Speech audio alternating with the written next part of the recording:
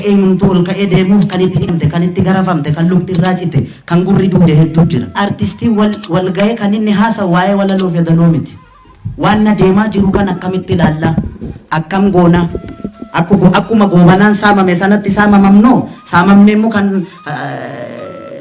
duubatti immoo garagallee boonyamoo, waa'ee roorroodhuma iyyaa oollamoo, akkam ta'uudha qaba, ummanni keenya nu qaba waan ta'eef warri